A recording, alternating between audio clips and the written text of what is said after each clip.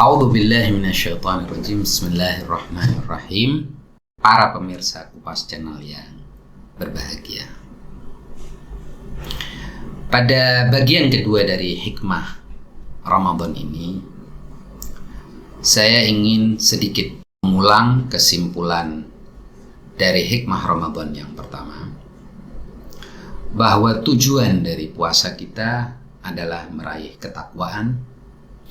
Dan ketakwaan itu adalah suatu kualitas kemanusiaan atau sebuah landasan pri kemanusiaan yang dengan itu manusia dapat menjadi manusia, dan kemudian setelah dia menjadi manusia mampu mengaktualisasikan dimensi-dimensi lain dari realitas dirinya, yaitu dimensi rohani yang di dalamnya juga ada begitu banyak potensi, dan dimensi ilahi di dalam dirinya.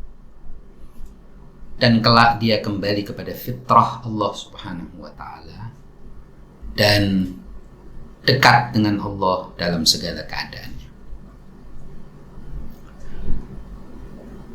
Di dalam khutbah Rasul Shallallahu Alaihi Wasallam menyambut bulan Ramadan, Rasulullah menyebutkan dan seperti mengingatkan kepada kita tentang bulan ini secara khusus. Dan Rasul mengatakan, Ayyuhan nas, innahu qad aqbala ilaikum syahrullah. Wahai manusia sekalian, telah datang kepada kalian bulan Allah bil barakati war rahmati wal maghfirah, dengan barakah, rahmat dan maghfirah. Mari kita perhatikan kalimat bahwa Rasul Shallallahu Alaihi Wasallam menyebut bulan ini dengan bulan Allah yang datang kepada kita semua dengan barakah, rahmat dan maghfirah. Bagaimana kita bisa memahami barakah, rahmat dan maghfirah kalau kita belum menjadi manusia, kalau kita tidak berakal, kalau kita tidak menggunakan akal kita untuk memahami tiap-tiap realitas? Karena ini bukan sekedar kata-kata. Barakah, rahmat dan maghfirah yang disebutkan di sini bukan sekedar kata-kata, tetapi ada realitas, ada hakikatnya. Jelas tidak mampu kita memahami hakikat barakah, rahmat dan maghfirah kalau kita sendiri belum menjadi manusia. Dan barangkali untuk aspek biologis dan hewani kita sebagai manusia, rahmat, barakah dan maghfirah itu turun bagi mereka tanpa perlu diraih. Artinya derajat terendah sudah diperoleh oleh semua makhluk.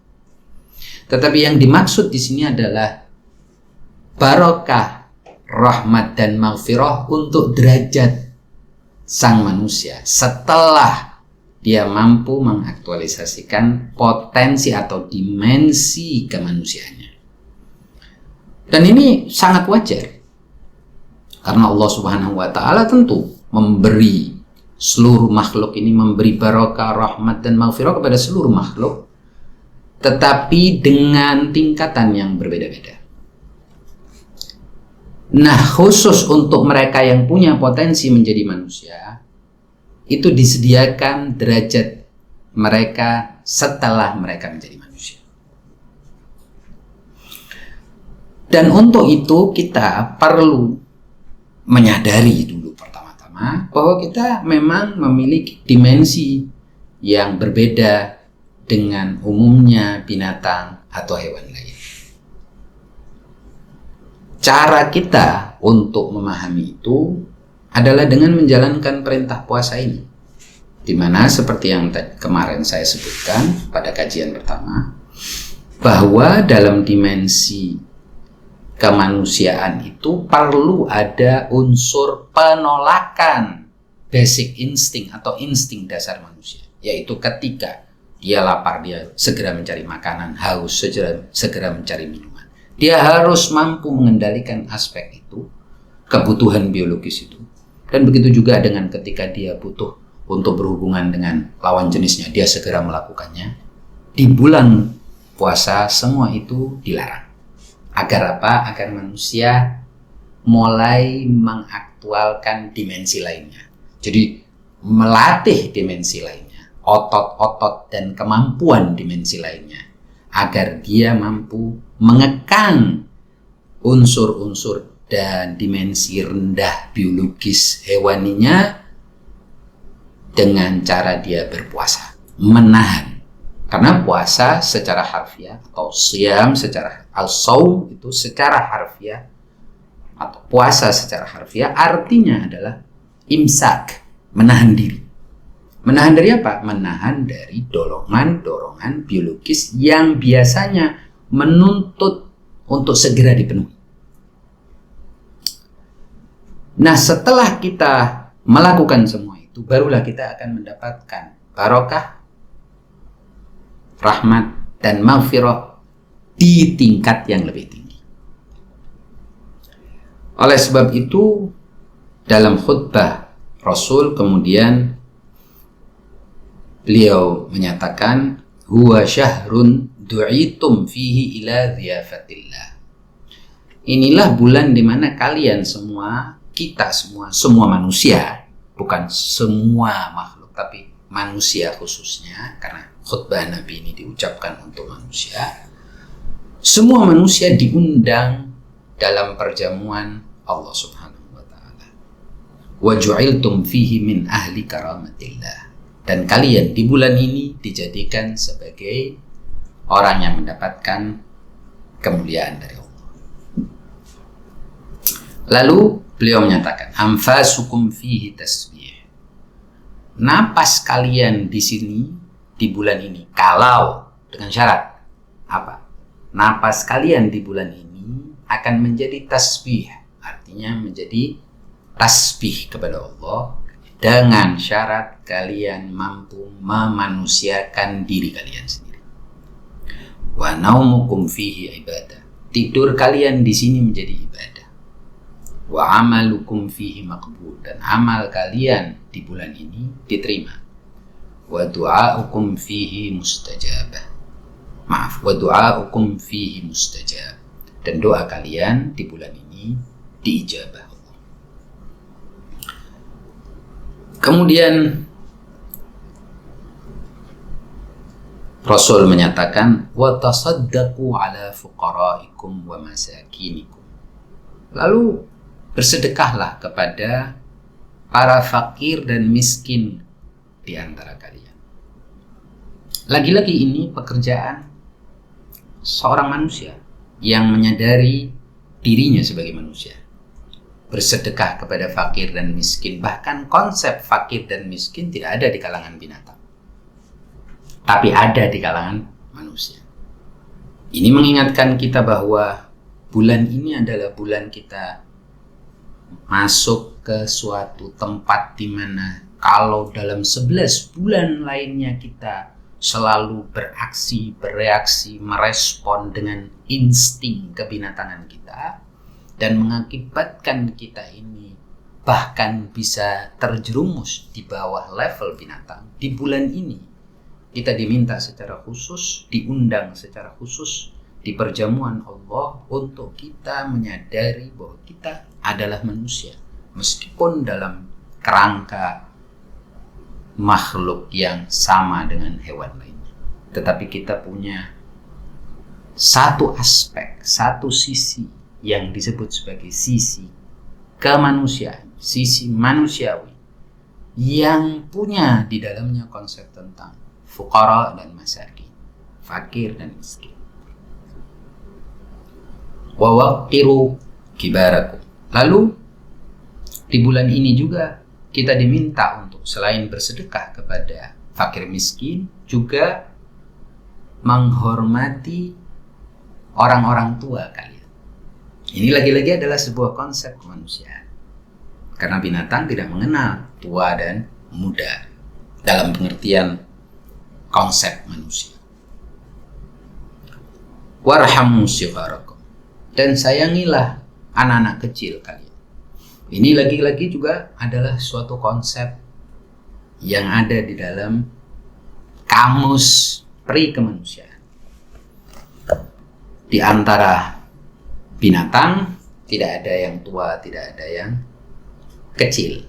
Semua bergerak berdasarkan insting-insting mereka, yang insting-insting binatang itu tidak ada perkembangan, tidak ada evolusi. Hanya semuanya sudah seperti chip yang disimpan di dalam binatang itu. Maka itu binatang tidak bisa lebih buruk dan tidak bisa lebih baik. Tapi manusia bisa lebih baik daripada binatang, tetapi bisa juga lebih buruk daripada binatang. Karena chip manusia ini chip yang jauh lebih canggih daripada chip yang ada di dalam binatang. Dia bisa berkembang menjadi manusia, lalu memasuki tahap aktualisasi dimensi-dimensi keruhaniannya yang tidak terbatas, atau bisa lebih buruk daripada binatang dan menjadi lebih ganas dan lebih beringas dan lebih keji daripada binatang dan lebih buruk daripada binatang, atau dalam istilah Al-Quran lebih sesat daripada binatang. Kemudian di bulan ini juga kita diajak untuk wasilu arhamakum, eratlah hubungan-hubungan rahim di antara kalian. Artinya bersilaturahmilah di antara kalian. Ini juga tampaknya tidak ada dalam konsep kehidupan kawanan binatang. Wahfadhu alsinatakum. Lalu yang tidak kalah pentingnya, dan barangkali ini juga sangat penting khususnya di zaman sekarang, adalah ihfadhu alsinatakum. Jagalah lidah atau mulut kalian. Ini lagi-lagi adalah konsep manusia. Karena kalau binatang tidak perlu menjaga mulutnya. Karena mulut binatang tidak bisa melukai binatang yang lain. Kalaupun bisa melukai binatang yang lain, luka dan derita yang ditimbulkan atau kerusakan yang ditimbulkan oleh mulut binatang itu sangat terbatas, sangat kecil dibandingkan dengan mulut manusia.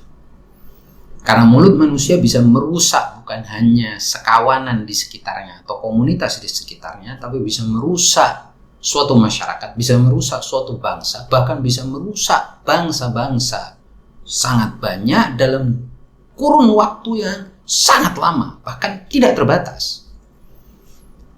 Itulah mengapa di dalam Al-Quran Allah menyebutkan dalam surat Al-Baqarah ayat 191, setelah Allah menyebutkan tentang kewajiban untuk berpuasa di ayat 183, Allah berfirman, wal fitnatu asyaddu minal qatl.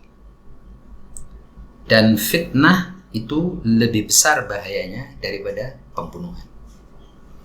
Dan kita tahu fitnah itu adalah pekerjaan manusia yang telah gagal memanusiakan dirinya sehingga dia bisa berbuat yang lebih keji daripada binatang. Binatang tidak bisa melakukan fitnah.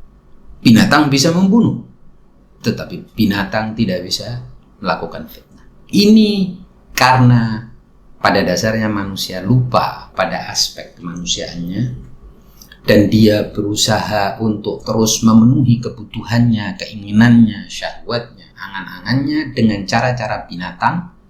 Akibatnya karena syahwat dan fantasi serta kebutuhan manusia jauh lebih besar dan tidak terbatas dibandingkan semua binatang, maka dia melakukan cara-cara yang jauh lebih keji dan lebih ganas dan lebih licik daripada semua binatang yang ada di muka bumi. Di antaranya dengan menyebarkan fitnah. Dan Allah mengatakan bahwa fitnah lebih kecil daripada pembunuhan. Kalau pembunuhan berlaku mungkin korbannya bisa 100, 200, 300 atau berapapun jumlahnya, tapi dalam waktu yang terbatas. Sementara fitnah bisa merusak manusia dan melakukan pembunuhan dan peperangan dalam waktu yang bergenerasi-generasi, berabad-abad, tanpa batas. Jadi bulan Ramadan ini adalah bulan di mana kita diminta oleh Allah melalui lisan Rasul Shallallahu Alaihi Wasallam untuk kita juga menjaga mulut kita. Lagi-lagi, ini rangkaian aktivitas yang mengajak kita untuk memanusiakan diri kita sendiri. Kemudian wawudhu amma la yahillun nadharu ilaihi absarakum. Dan tutuplah pandangan kalian dari apa yang tidak halal bagi kalian. Bayangkan, ini jelas suatu pekerjaan atau perintah yang khusus untuk manusia. Karena kalau binatang, selama ada rangsangan, stimulus, dia akan lihat apapun yang dilihat. Hanya manusia yang bisa menghindarkan matanya dari rangsangan-rangsangan yang dia tahu bahwa rangsangan itu tidak tepat untuk dia lihat. Stimulus yang tidak halal bagi dia untuk dilihat. Ini artinya kita mengupgrade diri kita ke level manusia.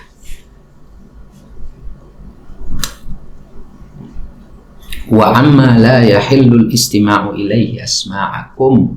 Juga jangan mendengar atau tutuplah telinga kalian, palingkan telinga kalian dari hal-hal yang tidak layak kalian dengar.